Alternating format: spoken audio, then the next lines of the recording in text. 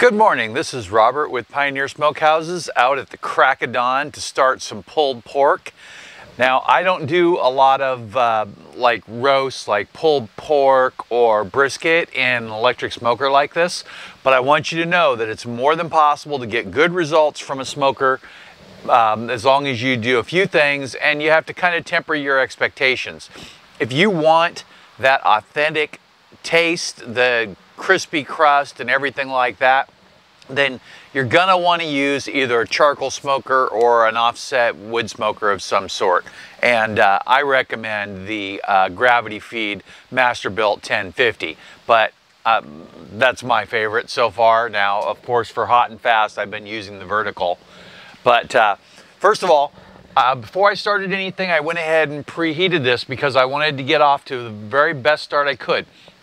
I would recommend that if you're gonna do the pulled pork, that you start the night before and stay up a little late and tend the smoke for a while, or you could use like a pellet tray or something like that. But I went ahead and I set the temperature to 225 on the smoker, and I set the time to 10 hours. Now, I expect that we're gonna cook around 12 hours, but I went ahead and just set it that way. So dinner might not be on schedule, but I think it'll probably be ready right around 12 hours total. We are fully preheated, so when it goes in, it's gonna be ready to start right off the bat.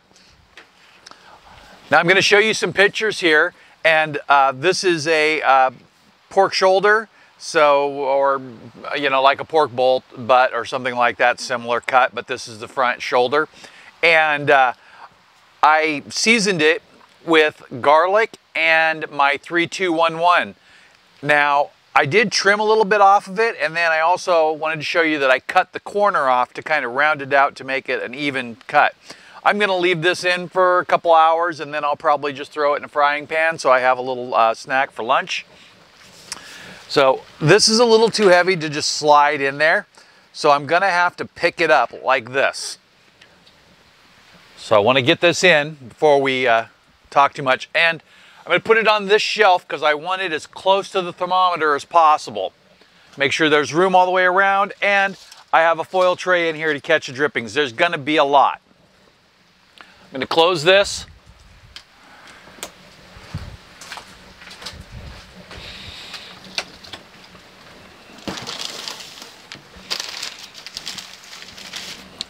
Today we're going to use mesquite.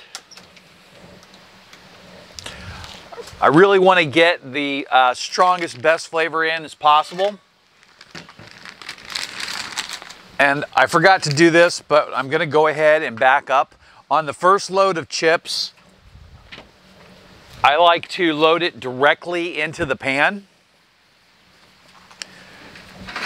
No reason that you have to. You can load it through the tube. But if I do this with the first load, it will burn longer. And I don't know if you can see this, but the element is on full strength, glowing red.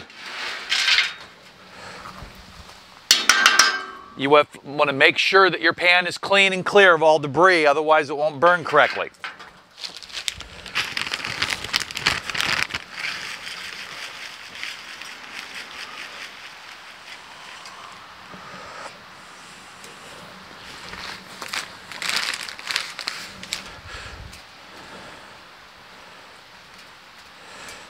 The reason I do this is because I can get a better load on the first load right here.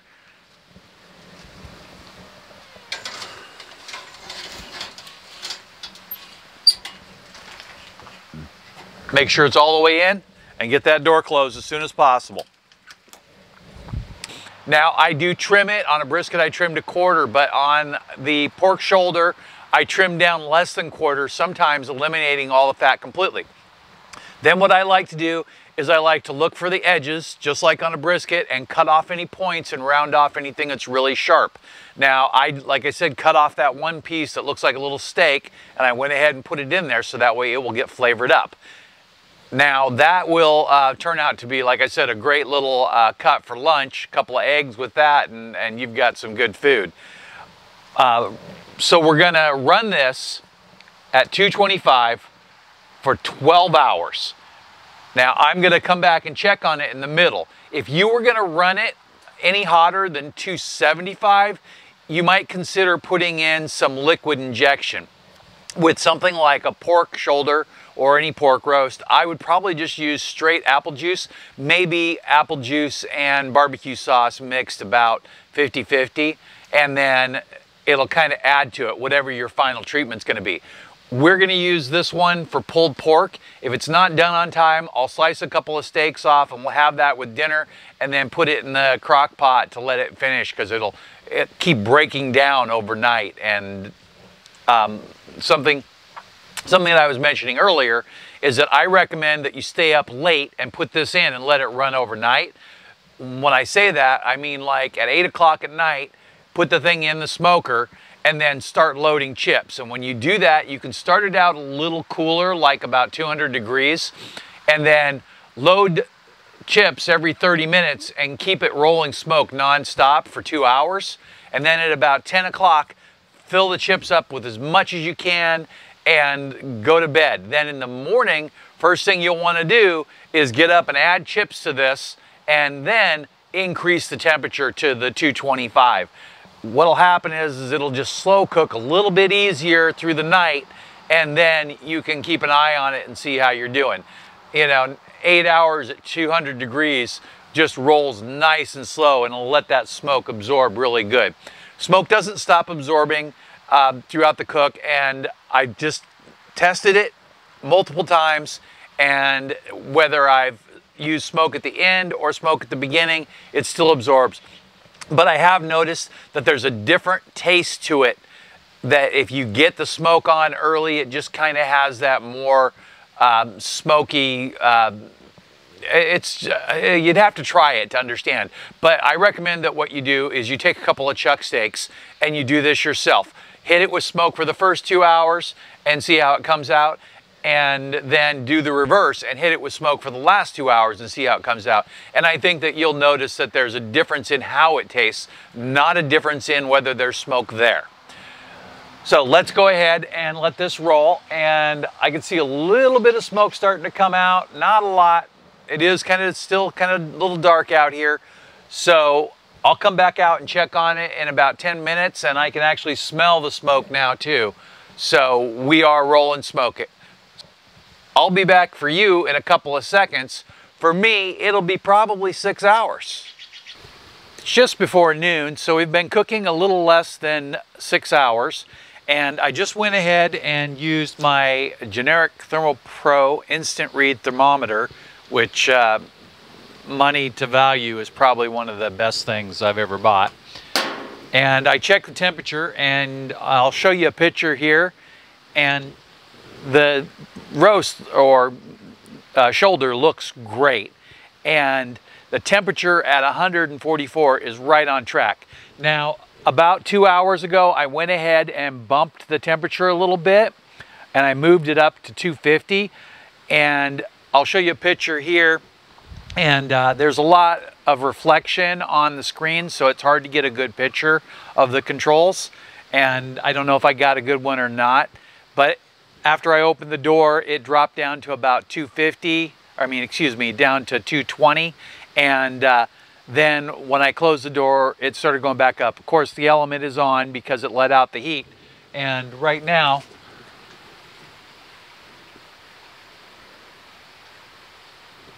we're showing 225 with the element on. It will continue to go up. It is able to go up to 275. But in my previous one, I noticed that 275 was really hard for it to get to. And I think that has a lot to do with the wattage of the element. And if it was a little higher, it would definitely get up there a little more. There's a lot of modifications that you could do to increase your temperature. And if you're not rolling smoke, putting back in the feeder tube will definitely help raise your temperature because it'll allow less fresh air in. But if you're running smoke, you probably want the fresh air to keep the smoke from being stale and to allow it to burn well. So I'm going to put in another full pan of wood chips, and I will probably do that 2 more times, and that'll be all the wood chips for it. So I've done that. I think 4 times, and then I cleaned out the pan and put in a whole pan rather than use the fill tube for another load. And that's like doing the fill tube twice. So it definitely has been burning through really good. For you, we'll be back in 1 second. For me, it should be about 4 more hours, and at the current pace, before we're good and ready to eat. So I came out to take a look at the pork roast a few minutes ago, or pork shoulder, I keep calling it roast. And I realized that I set the timer for 10 hours and it's 11 hours now. So the timer went off an hour ago, so the smoker shut off. So I don't want to not let you guys know this. Don't forget to check your timer or set it for well above what your intended cook time is. So that is one of my mistakes that I want you to be aware of. So I checked it to see where it was and how it, the temperature and everything. And it's not bad. I took a little sample of it, but I'm gonna go ahead and pull it out. And the temperature and the consistency is just like any regular roast. It's not done enough to be pulled.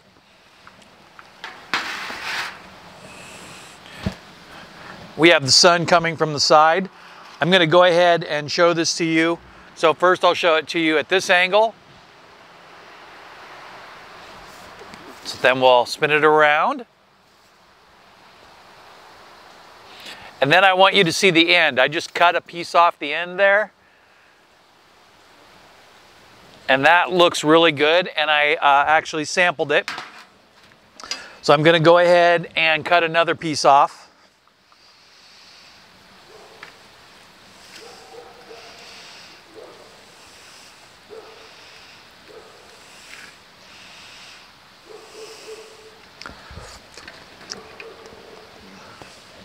So I want you to see this, when I do this, is how easily it's gonna come apart. So this part right here doesn't have any fat in it, because I can always rip the fat, but the meat, it's just coming right apart. So it may not be done to the pulled consistency, but it's certainly soft enough to pull or to slice and have on a sandwich.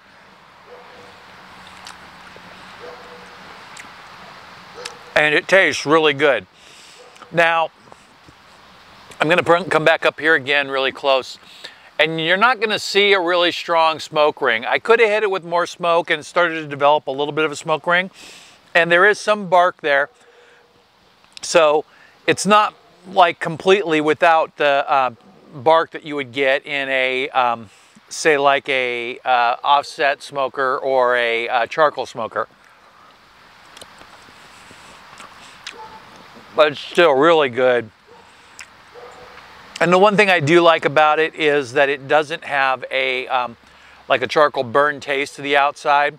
And because I went real medium on the smoke, it's just a really good solid flavor. So we're gonna be done with this for now. I'm gonna just slice off some and have it for dinner, and then I'll probably tomorrow morning throw it in the crock pot and let it finish up for pulled pork for dinner tomorrow. And so this is, I'm gonna call it a semi-successful cook. Unfortunately, about my timer mistake, that's completely on me. And we'll go ahead and fire it up a little bit early next time I use it, so that way I can get it completely re-seasoned. But the nice thing about this is that this is gonna leave a nice flavor inside the smoker.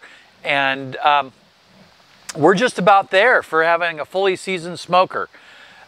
Next, I think we're gonna do jerky. And then, and that's one of my Facebook friends' requests. Then after that, another person suggested turkey. I don't like to do poultry in this smoker because of the 275 limit. And usually I would say the best temperature is around 260 that you can really count on. But we might do maybe some skinless breast or something like that in here and see how that comes out. I'm waiting for a couple more suggestions. So if I get a couple of good ideas, then we'll kick up a couple videos like that. The links for everything are below. There will be one for a pork shoulder recipe, and then also the review for this will be linked in there, and then the links to Amazon, which are affiliate links, and if you use those, I will get compensated. So thank you. Don't forget your grill mats. Everybody should use those all the time. Have a great day, and thanks for watching.